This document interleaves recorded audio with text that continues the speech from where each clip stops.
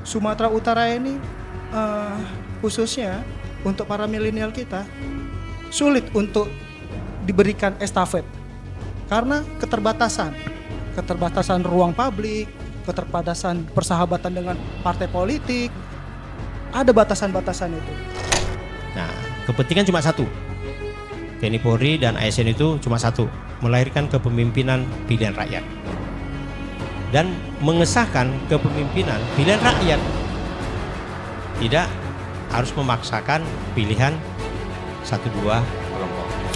Kalau mereka semua tidak bisa menjangkau impian-impian kaum milenial, bagaimana bisa disebut pesta demokrasi?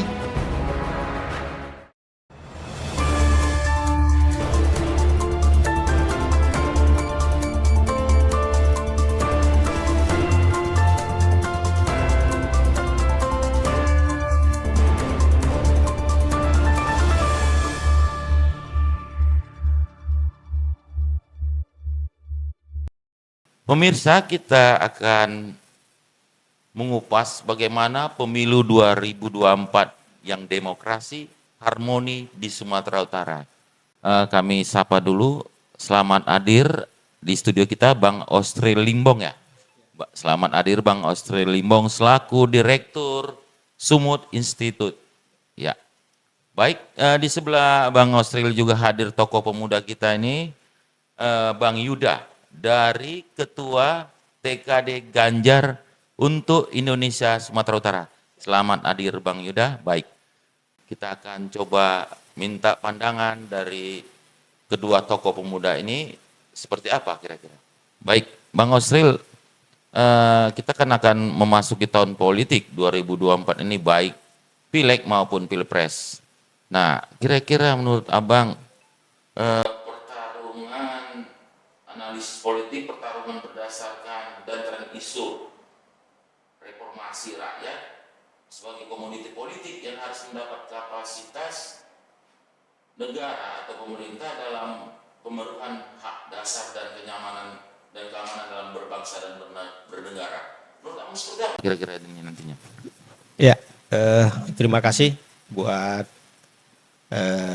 moderator kita Adinda Robin Turnip. Kalau kita berbicara tentang pemilu, itu adalah sebuah ajas hak demokrasi rakyat yang diatur oleh konstitusi kita. Sehingga pemerintahan ke depan, hasil produk pemilu ini merupakan legitimit bagi negara luar, bagi negara kita sendiri untuk mengelola negara dengan konsep visi misi dan konsep regulasi yang ada. Terkait tentang pemilu yang demokrasi berajaskan keadilan, kita sudah mengalami beberapa kali pemilu. Dinamika demokrasi ini selalu diargumentasikan bagaimana mengarahkan, mempengaruhi orang-orang yang memiliki hak pilih. Baik yang hak pilih berlatar belakang pendidikan, berlatar belakangkan ekonomi, dan yang berlatar belakangkan yang pendidikan menengah ke bawah. Dan bagaimana pula dengan pemilih pemula? Nah, berdasarkan pengamatan kita dari 99, 2004 dan seterusnya, pemilih pemula itu tidak mendapat tren. Ya, selalu diwarnai pemilu kita itu yaitu pemilih konvensional. Kemudian sedikit diwarnai dengan pemilih intelektual. Dalam hal ini intelektual ini latar belakang pendidikan orang kampus dan mahasiswa. Nah, di 2024 ada tren di negara kita yang selalu didengungkan oleh para elit politik, pengamat, bahkan pemerintahan kita dalam hal ini presiden. Indonesia akan mengalami ledakan, ya, ledakan jumlah pemilih yang berlatar belakangkan dari kaum milenial. Hingga di posisi terakhir itu di 54-55%. Nah, Kaum milenial ini dikategorikan lagi dia kepada pemilih pemula, pemilih yang sudah 2-3 kali, tapi pada posisi mereka belum peduli. Atau di dalam bahasa survei namanya swing voter. Masa mengambang pemilih yang tidak jelas. Tetapi di dalam kalkulasi suksesi pemilu, pilpres dan pilkada, masa mengambang ini selalu dikategorikan dua hal. Satu, bisa memenangkan calon dan bisa juga mengalahkan calon. Jadi partisipasi pemilu yang dalam hal ini diselenggarakan oleh KPU penyelenggara ini harus meminimalis yang namanya swing voter. Nah, jadi dari hari ke hari, dari momen ke momen, setiap pilpres, setiap pilkada itu program daripada calon tersebut, pengamatan saya selama udah 5 kali lah yang selalu aktif mengamati terhadap politik, analisis kekuasaan, politik analisis dalam parlemen gitu ya. Itu selalu programnya meminimalis yang namanya swing voter. Nah, saya mengambil kekuatan 2014, keberhasilan tim Jokowi pada saat itu adalah memperkecil swing voter. Nah, kalau dibilang, wah itu tren Jokowi 2014 mampu tuh memperkecil swing voter. Nah, kemampuan timnya melakukan memperkecil swing voter itu karena kuatnya timnya mensosialisasikan hak pemilih. Mensosialisasikan hak pemilih. Jadi hak pemilih itu dia breakdown ke bawah, ya, sehingga hak-hak pemilih yang selama ini tidak mau tahu, yang tidak peduli. Jadi, wah, rupanya saya di negara ini punya andil, punya hak menentukan siapa presiden saya dan siapa aspirasi saya di parlemen. Nah, walaupun dia tahu sangat jauh menjangkau nanti ketika pilihannya menjadi berkuasa. Sangat jauh lah, kayak saya di Medan, kalau seandainya presidennya nggak mungkin saya bisa berurusan dengan presiden itu. Tetapi ini yang harus di breakdown oleh tim sukses, andil hak pemilih tadi bukan langsung kita tujuannya bisa berjabat tangan dengan seorang pemenang. Tidak, tetapi yang kita lihat orang pemimpin tersebut setelah dia jadi kepala negara atau presiden yang hari ini kita hadapin, ini regulasinya berpihak nggak kepada masyarakat secara universal, tidak berdasarkan kelompok, tidak berdasarkan kepentingan pendukung gitu. Nah, ini yang dirasakan oleh rakyat. Nah, jadi hak pemilih tadi harus dijelaskan sehingga masyarakat untuk yang namanya golput, yang namanya tidak menggunakan hak suara dengan sengaja, swing voter ini semakin kecil. Kalau partisipasinya sudah semakin tinggi, ini salah satu indikator demokrasi tadi sukses. Baru sukses kedua dalam demokrasi, terjadinya proses demokrasi tidak terjadinya yang namanya kerusuhan, kekisruhan. Nah, pengalaman kita di 2099 itu tidak ada satu statement yang dari luar atau dari dalam mengatakan pemilu kita itu bisa chaos. Justru yang saya mendapat rekam digital, kalau kita buka-buka semua, itu di 2014 isunya ada. Hasil pemilu kalau tidak cocok, tidak sesuai bisa chaos. Nah, di 2004 ini juga sudah ada itu yang mengumandangkan bisa chaos. Bisa chaosnya sekarang kalau siapa ini presidennya, kalau tidak dia presidennya. Kan gitu. Ada potensi itu, artinya potensi mewacanakan tentang demokrasi kita ini bisa berdarah. Tetapi berdasarkan pengamatan saya, kalau selama dua institusi ini solid, dalam hal ini TNI Polri, bergandengan tangan, karena inilah pengawal terakhir Republik ini bisa bertahan. TNI Polri. Jadi di 2024 ada isu yang mengatakan ada intervensi penyelenggara negara terhadap Pilpres dan pemilu. Nah, ini yang sebenarnya harus lebih kita suarakan Dan harus kita kawal ini institusi TNI Polri itu supaya jangan ditarik-tarik dalam suksesi pemilu, suksesi presiden. Harus kita kawal. Dan harus kita berikan dorongan rakyat itu ada di tengah-tengah mereka. Tapi dalam mengawal netralitas dan mengawal demokrasi. Kalau yang dikatakan Adinda Robin tadi, bisa nggak terjadi namanya kerusuhan dan lain-lain? Ya kalau dua institusi ini sudah ikut bermain, ini bisa. Iya. Nah, kenapa? Rakyat juga punya kekuatan sendiri bila mana dua institusi ini sudah tidak netral. Nah, kekuatan rakyat itu dari negara ini berdiri, ini sudah diuji dari mulai masa kemerdekaan.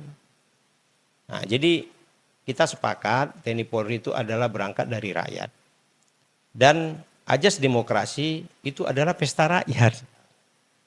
Nah, jadi clear ya, bahwasanya demokrasi itu adalah milik rakyat, kemudian TNI Polri itu adalah lahir dari rakyat. Jadi pemilu ini, pilpres ini adalah ajang rakyat, pesta rakyat. Jadi dua institusi yang kita cintai ini, dia harus mengawal pesta rakyat. Mengawal pesta rakyat. Nah, baru terjadilah pemimpin yang pilihan rakyat, maka dia mengelola negara ini bagaimana rakyatnya tidak lagi mengalami satu, garis kemiskinan, satu, tidak sejahtera, yang ketiga, tidak lagi sulit dalam mencari pekerjaan, kesehatan, dan peluang-peluang ekonomi. Nah, tiga hal ini yang diminta oleh rakyat dari semua momentum proses demokrasi, baik pileg, pilkada, maupun pilpres.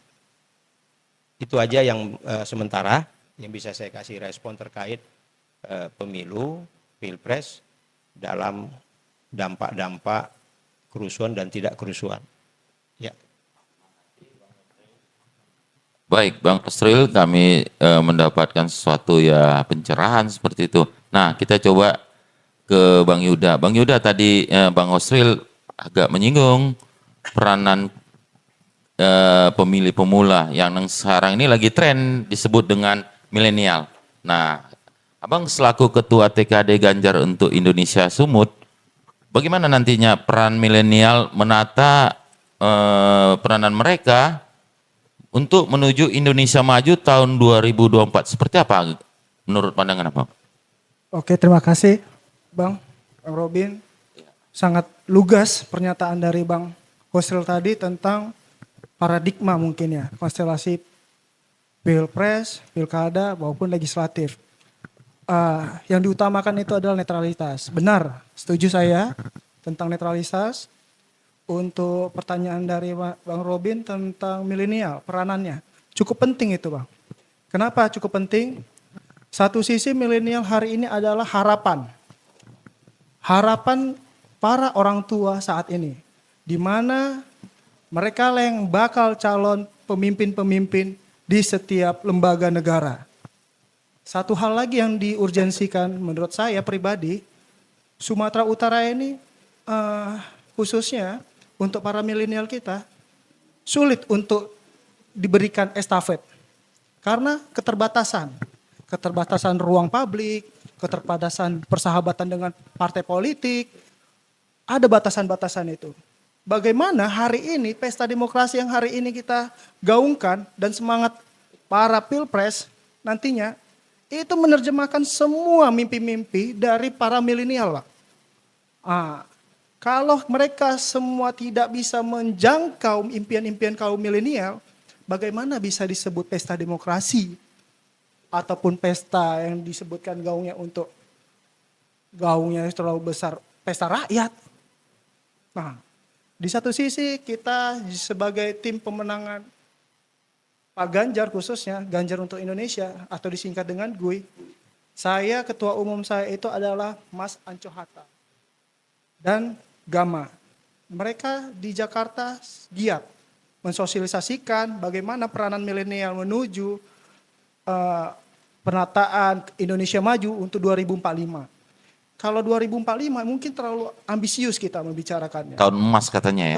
Indonesia emas. Hari ini bagaimana bisa kita menuju ke sana kalau hari ini tidak ada batunya untuk menaiki menapak itu. Jadi ada keberlangsungan yang perlu kita bicarakan hari ini. Di mana setiap para konstetan harus membicarakan mimpi-mimpi para milenial. Bagaimana dia mendapat lapangan pekerjaan, bagaimana dia mendapatkan kemudahan beasiswa pendidikan, bagaimana dia mendapatkan kesehatan untuk keluarga dan keluarganya, bagaimana bisa menerjemahkan untuk kesehatan ataupun keberlangsungan orang tuanya nanti. Karena jujur saja hari ini setelah pasca COVID, kita tidak bisa, bukan tidak bisa, terlalu amat saya rasa kalau misalnya kita bicara tidak bisa. Kita kalau lagi lemah lutut kita untuk bangkit. Itu fakta. Sama fakta, baik-baik dari negara ini pun juga sudah membicarakan itu. Nah, sudah bicara kepala daerah, setingkat pimpinan menteri dan bagaimanapun presiden kita menerjemahkan itu sama suaranya. Kita harus bersatu. Tidak ada lagi pecah belah untuk isu-isu sara, itu tidak membangun saya rasa. Jadi kita para milenial, khususnya saya, membawa atau mengajak adik-adik kita ini untuk berpikir positif. Siapa yang menurut mereka bisa membawa mimpi-mimpi mereka ke kancah nasional, baik pun dan kancah internasional. Sedikit cerita, saya alumni USU, khususnya arsitek. Hari ini program Pak Jokowi sangat lugas dan sangat impresif menurut saya membangun ibu kota baru Nusantara. Itu sangat membuka peluang sebetulnya, Bang. Sangat membuka peluang. Bagaimana para arsitek-arsitek muda ini bisa kontribusinya diambil untuk kemajuan bangsa ini. Hanya saja beberapa langkah kita masih jujur saja masih dibenturkan dengan paradigma untuk cerita untuk regulasi. Arsitek-arsitek muda ini harus menerjemahkan lagi dengan sertifikasinya mereka.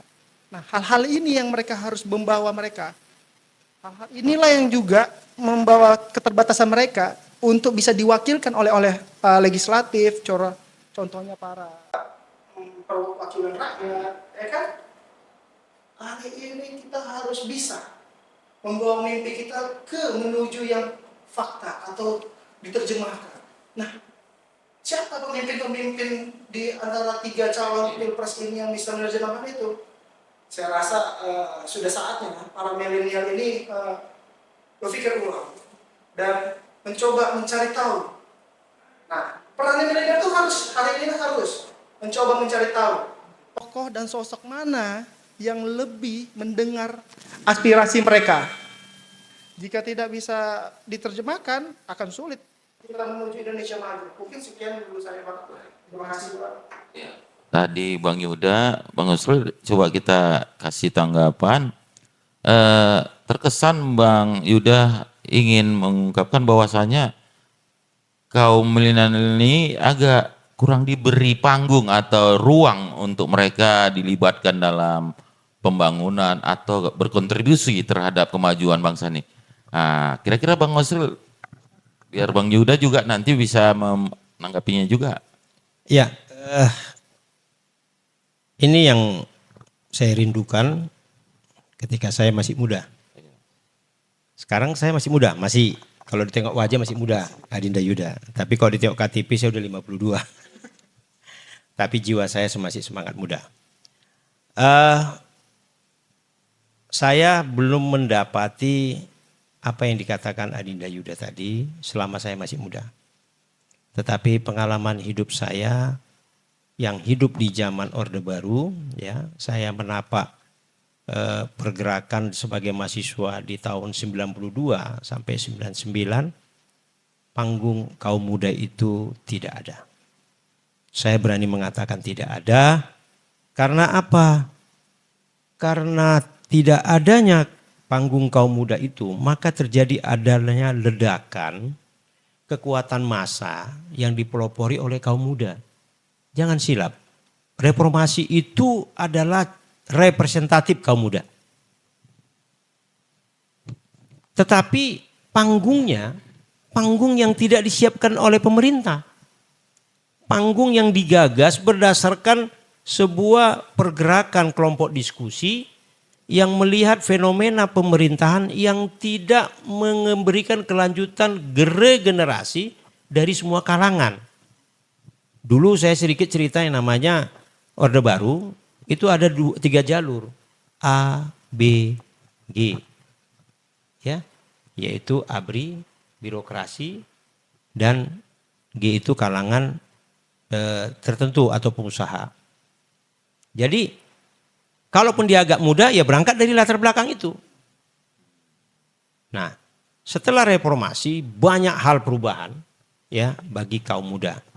Tetapi di regulasi kita kaum muda ini hanya sebagai masih dalam konteks ya yang namanya demobilisasi, yaitu kaum muda yang selalu dibawa dalam untuk rame-rame.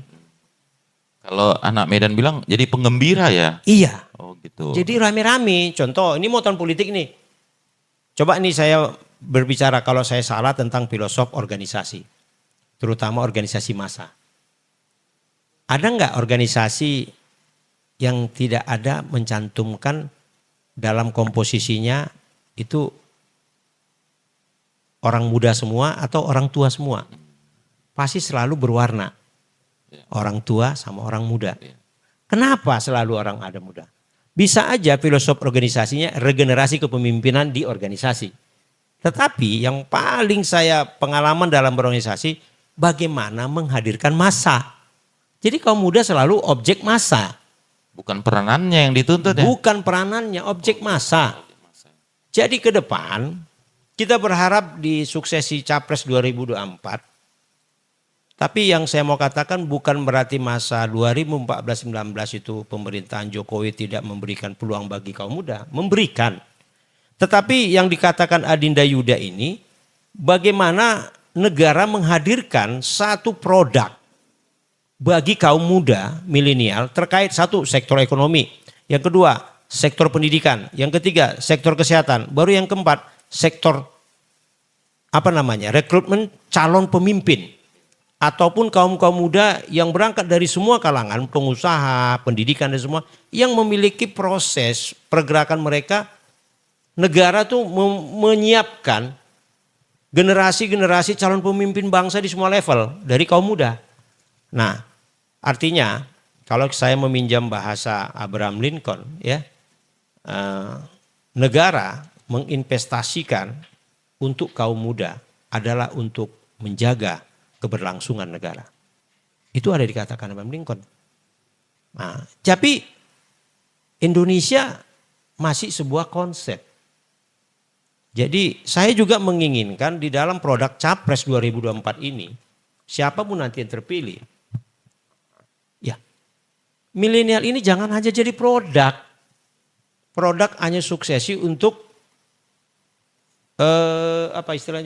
untuk momen-momen itu aja gitu. Tapi itu harus menjadi produk yang diregulasikan. Diregulasikan. Artinya dibuat adakah kalau memang DPR setuju ya undang-undang. Tapi kalau DPR sangat tarik-menarik ya siapapun presidennya dia punya regulasi sendiri. Impres kah, kepres kah. Paling tidak satu periode terwujud. Nah kenapa saya mau katakan itu. Jadi ada wadah yang diregulasikan. Ini trust. Ini trust kaum muda, bahwasanya saya sebagai kaum muda Indonesia, saya mendapat tempat di negara ini untuk menggali diri saya, mengekspresikan diri saya, bagaimana bangsa negara ini dalam estafet kepemimpinan ini tanggung jawab kami. Jadi itu aja yang bisa saya berikan. Ke depan, memang ekspresi kaum muda tidak lagi sebuah hanya jargon, tetapi sudah menjadi sebuah wujud nyata yang difasilitasi oleh pemerintah lewat regulasi, lewat daripada komitmen dalam mengekspresikan ya kaum muda tersebut. Nah, terutama kaum muda kampus. Kenapa saya katakan terutama setelah pasca reformasi memang tren semakin menurun. Adinda Robin, semakin menurun artinya ketertarikan mahasiswa untuk ikut memikirkan bagaimana rakyat, bangsa dan negara dalam bentuk kelompok studinya. Nah, memang benar tuntutan orang tua ketika anaknya untuk dikuliahkan adalah timba ilmu, tamat, cari kerja.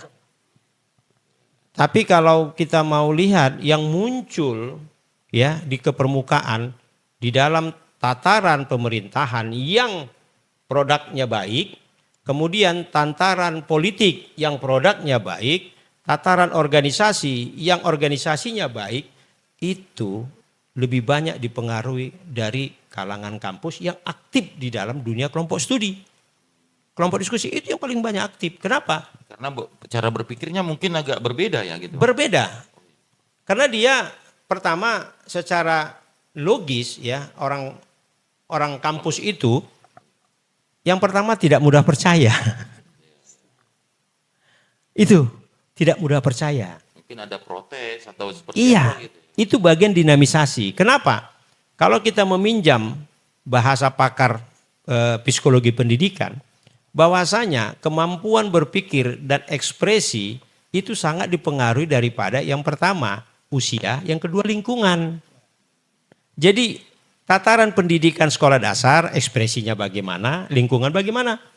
Tataran sekolah menengah ya pertama lingkungan gimana, ekspresi bagaimana dan pendidikan bagaimana. Begitu juga di menengah dan perguruan tinggi. Kalau di tataran perguruan tinggi saja ya cara berpikirnya tidak direspon ya dalam sikap seorang mahasiswa yang peka. Peka itu peduli ya, peka atau peduli dengan situasi dirinya, situasi internal dan situasi eksternal. Kalau hanya saya amati seperti ya datang kuliah, duduk dan berharap nilai bagus. Nah, ini ke depannya ini pula yang menciptakan tamat, Pak, ini ijazahku, aku kerja di mana? Kalau inilah diteruskan, maka kita tidak akan melahirkan yang namanya kaum muda yang survival, yang mampu bertahan berjuang untuk jati diri dan untuk aktualisasi dirinya. Nah, ini yang kita bahayakan gitu. Dan kita sebagai juga yang pemerhati, yang hidup dalam kampus, kita sangat sayangkan juga lahirnya kaum muda yang tidak melewati proses. Ini sangat kita khawatirkan gitu. Nah, ini tidak melalui proses gitu. Mungkin itu yang dikatakan Adinda Yuda itu, kaum milenial ini harus panggungnya itu disahkan. Lebih diperlebar ruang untuk mereka diperlebar. ya. Karena ya kita harus berani menginvestasi kaum muda untuk generasi pemimpin masa depan. Generasi pemimpin masa depan tidak hanya sebuah tulisan, tapi bagaimana menjadikan karakter. Karakter pemimpin, karakter berpikiran tentang memimpin. Ada orang karakter memimpin tapi tidak pernah berpikir untuk memimpin. Ini yang susah. Berarti dia mau jadi pemimpin atau dia jadi pemimpin, ya ini karena keinginan seseorang, keinginan internal keluarga. Karena dia nggak pernah memikirkan untuk memimpin. Ini yang bahaya. Kalau istilah bahasa orang, ya sebenarnya yang mau jadi kepala daerah, mau jadi presiden itu orang tuanya bukan dia. Nah, ini yang bahaya. Atau yang mau jadi pemimpin bukan dia. Siapa? Ya waknya, pamannya, bulenya, atau keluarga besarnya.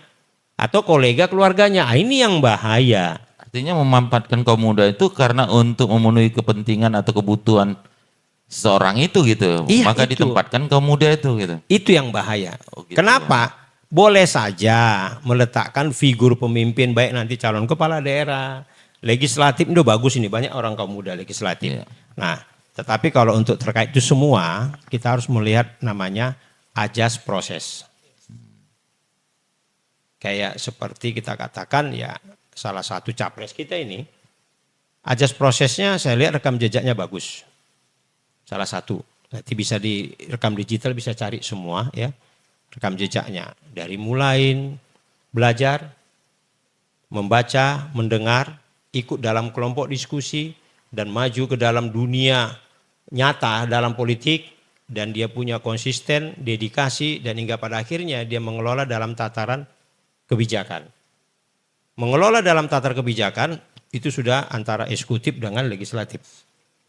Jadi kalau menurut saya dalam proses tadi itu dia sudah paripurna.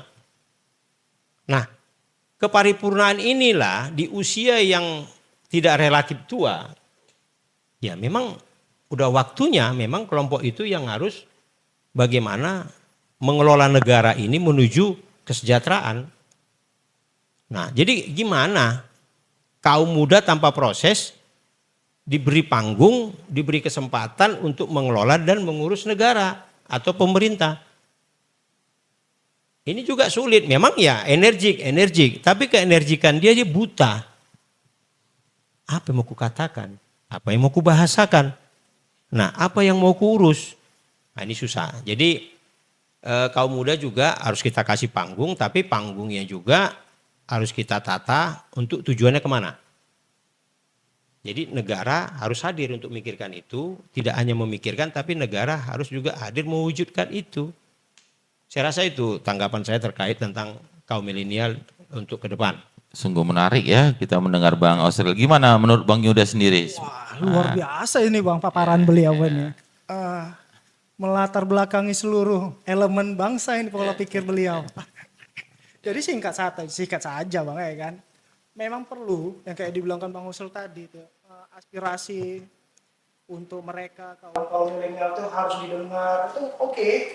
Karena kan contoh case-nya lagi kan zamannya Pak Presiden Jokowi ini kan sudah mengapresiasi tuh kaum milenial itu di kalangan staf khusus milenialnya sudah ada. Oh, ada juga. Tapi kedengarannya hanya di pusat ya. Nah itu Ya. dia kita sayangkan ya Bang Musri. Kenapa kita nggak sampai ke daerah? Ke daerah ya. Tidak terkoneksi dia. Iya, jadi putus nih Bang. Ya. Putus antara di atas pusat sama daerah nggak ada lagi sambungannya. Idealnya seperti apa Bang menurut pandangan Bang Yuda nih? Iya, kalau idealnya apapun ceritanya kan Bang. Iya. Milenial yang dipilih sama Pak Jokowi 10 orang tersebut. Ya, setidaknya ada juga implementasi dari daerah-daerah ini. Yang mau mendengar aspirasi-aspirasi. Jadi kan saat ini jauh bagus tuh Pak Jokowi itu sudah memilih Menpora itu yang muda juga kan, asal dari Medan juga tuh Bang. Jadi mereka itu meregenerasi atlet-atlet mudanya dan menarik ke atas. Nah, masalah itu tadi, staf khusus milenial itu kenapa terputus hanya di pusat aja? Kalaulah itu sudah bisa sampai ke daerah, mungkin ada panggung khususnya milenial ini kita tadi. Ada terkoneksitas ya. Iya, ada keberlangsungannya. Contoh tuh, jangan sampai staf khusus tuh ajang mencari manfaatan saja. Ada tuh salah satu segelintir staf khusus endingnya kan jadi jelek itu. Mewakili milenial, endingnya dia terjebak sama dogma-dogma, laten-laten yang notabene itu bukannya hasrat dan idealismenya para pemuda ataupun gennya milenial ini. Nah, itu aja yang kita khawatirkan. Mungkin kedepannya pimpinan atau presiden berikutnya itu bisa mewakili dari milenial kita ini untuk membangun di daerah-daerah. Karena kan hari ini milenial kita ini cukup banyak prestasinya kok. Prestasinya baik di petani, banyak tuh petani muda itu. Kemudian di bidang IT, baik itu di bidang broadcast. Hal-hal seperti ini yang inspiratif. Jadi kalaulah memang staf khusus milenial itu ada perwakilannya di daerah, mungkin mereka bisa terjembatan nih ke nasional. Nah, jadi yang regenerasi kepemimpinan itu jelas. Lebih maksimal, Bang. Mungkin bisa juga ditambahkan lagi kayak tadi singkat kami cerita sama Bang Musril, bagaimana hari ini milenial itu bisa membangun sebuah bisnis multi triliuners. Itu milenial. Contoh, Menteri Pendidikan kita, Nadiem Makarim, itu hebat. Dan dia mewakili suara milenial. Dan beliau bisa menjual diri beliau sendiri, mengatasnamakan milenial. Nah, seperti itu yang perlu kita bina kembali, Bang. Mungkin bisa tambahkan lagi, Bang Usul, kan? Ya, saya tadi mau nambahkan tadi Adinda Yuda, karena begitu Adinda Yuda tadi mengatakan bagaimana staf khusus itu sudah ada, tapi bagaimana mewujudkan staf khusus itu terkoneksi dengan daerah-daerah. Nah, tadi saya mau langsung menambahkan, tapi ya saya tunggu dulu Adinda Yudanya. Jadi begini, saya pun sepakat ya, staf khusus itu tidak hanya ada di istana, tetapi dalam meletakkan staf khusus, itu saya katakan tadi lebih baik berinvestasi untuk generasi muda ya, lewat lembaga apakah staf khusus namanya. Di kita itu kan boleh mengambil sistemnya provinsi atau boleh mengambil sistemnya wilayah. Indonesia kan dibagi 3 wilayah, barat, timur, tengah. Tetapi kalau diambil berdasarkan 339 tentu belum representatif. Maka kalau memang ke depan lebih mengefektifkan kaum milenial menjadi sebuah produk investasi bangsa ke depan, negara ke depan, ya lebih baik APBN itu dibesarkan untuk membina, mengelola ya kaum muda. Setuju. Contoh staf khusus. Ya kalau memang harus 34 kabupaten 34 provinsi yang dihadirin staf khusus di istana sana, kenapa? Why not? Jadi contoh Adinda Yuda ini mana tahu kan gitu.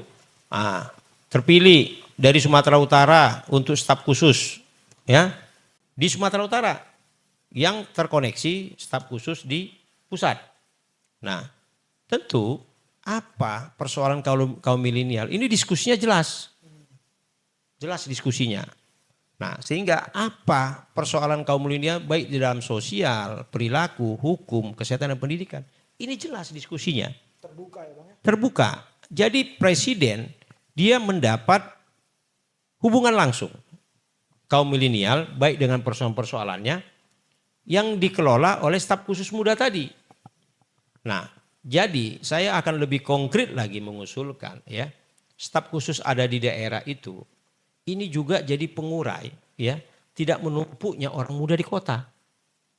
Karena salah satu pasti nanti staf khusus yang ada di daerah yang terkoneksi dengan staf khusus di pusat, bagaimana mensinergiskan program anak muda kota dengan anak muda desa.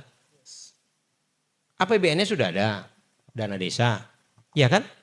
Nah, jadi tinggal mensinkronkan satu produk APBN, yaitu namanya kaum milenial. Jadi saya rasa itu nanti ya tim eksekutif lah dalam regulasinya. Tapi saya akan lebih mengusulkan lebih konkret, mudah-mudahan ya presiden yang ke depan yang pilihan rakyat ini tidak hanya jargon menjual kaum muda atau milenial, tetapi dia konsisten menjaga kaum milenial ini adalah produk masa depan bangsa dan negara. Itu saja. Jadi ini kan Bang Yuda ini selaku ketua TKD nih dari Capres ya pasangan Ganjar Mahfud. Nah kira-kira Bang ke arah situ tadi yang menurut Bang Australia tadi bagaimana nantinya apakah ada mengarah ke situ Bang program yang akan Abang perjuangkan juga Abang sampaikan nanti kalau Capres dukungan Abang yang terpilih Bang kira-kira? Wah, pastinya itu, Bang. Karena jujur aja di visi misinya beliau, saya bacakan dulu ya, Bang. Izin ya, Bang. Ada 8 ini, Bang. Mempercepat pembangunan manusia Indonesia yang unggul, yang berkualitas, produktif, dan berkepribadian. Yang kedua, mempercepat penguasaan sains dan teknologi melalui percepatan riset dan inovasi yang berdikari. 3, mempercepat pembangunan ekonomi berdikari berbasis pengetahuan dan nilai tambah. 4, mempercepat pemerataan pembangunan ekonomi. Nomor 5-nya, mempercepat pembangunan sistem digital nasional. 6, mempercepat perwujudan lingkungan hidup yang berkelanjutan melalui ekonomi hijau dan biru. 7, mempercepat pelaksanaan demokrasi substantif, penghormatan HAM, supremasi hukum yang berkeadilan dan keamanan yang profesional. 8. Mempercepat peningkatan peran Indonesia dalam mewujudkan tata dunia baru, lebih berkeadilan melalui politik luar negeri bebas aktif, dan memperkuat pertahanan negara. Dari 8 ini Bang, ceritanya hanyalah sustainable. Maksud sustainable itu adalah keberlanjutan. Di mana berkelanjutan itu? Pastilah anak-anak muda yang nanti diterapkan. Terlibat ya, lebih jauh ya, lebih Benar diperbaiki. Bang. Karena di sini juga kan penguasaan sains dan teknologi bukan orang tua lagi Bang mempelajari ini Bang. Harus yang milenial ini Bang. Energiknya pun berbeda ya, Iya. ketika kaum muda ya Betul. punya peranan di dalam. Karena peranan kita ini ke depannya adalah sains dan teknologi. Apapun juga adalah efisiensi waktu. Baik itu birokrasi, administrasi, itu harus dengan berpacu dengan waktu. Jadi apapun implementasinya, anak muda itu wajib terlibat Bang. Dan di situ sudah ada, di 8 misi ini sudah tertuang, di mana peranan pemuda semua di situ Bang. Jadi saya besar harapan tadi, mungkin yang sudah diterjemahkan sama Bang Husul tadi adalah penguatan di staf khusus milenialnya. Itu penting. Itu sangat penting karena apapun juga pemerintah daerah tidak bisa mengikuti laten-laten lama. Dia harus improvisasi dengan tren terbaru dan cepat. Waktu sangat cepat Bang berjalan. Karena kalau kita terlambat saja, Indonesia akan lari dari tracknya. Itu aja mungkin Bang. Baik, luar biasa. Pemirsa delegasi, kita sudah mendengar dari pemaparan pemandangan dari seorang direktur Institut Sumut, Bang Osri Limbong, dan juga tim pemenangan dari Ganjar Mahmud, Bang Yuda. Untuk closing statementnya Bang, boleh disampaikan Bang sebelum kita menutup. Ya, pesan dari kita semua terkait proses demokrasi yang sedang akan kita lakoni dan kita lakonin. Kita harus tetap menjaga yang namanya stabilitas keamanan. Kita harus tetap menjaga stabilitas berpolitik. Dan kita harus tetap menjaga stabilitas hak demokrasi. Dan indikator 3 tadi itu dicerminkan dalam 3 kebersamaan, 3 koneksivitas, dan 3 kekuatan. Yang pertama yaitu perpaduan TNI Polri dan rakyat. Baru yang kedua perpaduan TNI Polri dan partai politik. Baru yang keempat perpaduan TNI Polri dan ASN. Baru yang keempat perpaduan TNI Polri dengan calon presiden tersebut dan cawapres tadi. Artinya 3 elemen tadi sama-sama menyukseskan demokrasi, tidak menarik institusi tersebut di dalam satu kepentingan. Nah, kepentingan cuma satu. TNI Polri dan ASN itu cuma satu, melahirkan kepemimpinan pilihan rakyat. Dan mengesahkan kepemimpinan pilihan rakyat. Tidak harus memaksakan pilihan 1-2 kelompok. Baru yang terakhir, mari kita menggunakan hak suara, menggunakan hak pilih, ya, tanpa harus ada tekanan, dan kita harus berani menolak tekanan. Karena yang kita lakukan itu, hak kita itu adalah untuk keberlangsungan hidup kita secara personal. Keberlangsungan kesejahteraan hidup kita secara personal. Personal di sini yang paling kecil adalah kita dan keluarga. Dan dampaknya, kalau sudah berpikir seperti yang sama, maka ini adalah keberlangsungan kita bersama-sama. Maka ini adalah bangsa, kebersamaan semua bangsa, bangsa Indonesia. Ya, sehingga demokrasi itu adalah sebuah sarana ya untuk kita menyampaikan ekspresi pilihan argumentatif, tetapi jangan sampai membuat potensi perpecahan. Dan kita selalu harus menghindari ya Adinda, termasuk Adinda Yuda ini dia bagian daripada TKD Ganjar untuk Indonesia di Sumut, ya tidak harus mencari kelemahan calon presiden lain, tetapi biarlah rakyat yang menilai.